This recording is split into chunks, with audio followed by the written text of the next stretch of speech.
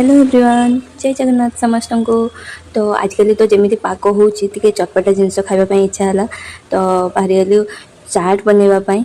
तो चलो देखा केमती कौन प्रिपरेशन चली चाट आम केमती कौन बनाऊँ।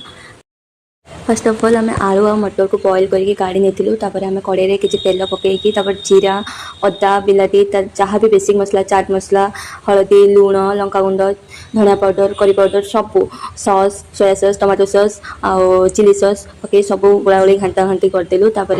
जो आलू आ मटर को आम रखी बॉईल कर मसला पकईकी भल भाव मिक्स करदेलु जेहेतु जमी मिक्स हो मसला सांगे सबकि।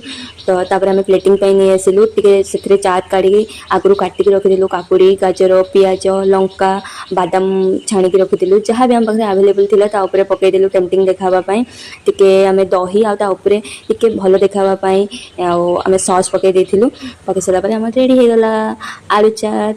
वीडियो भल लगी था लाइक शेयर सब्सक्राइब करने जमा भी भूलिए। जय जगन्नाथ समस्त को।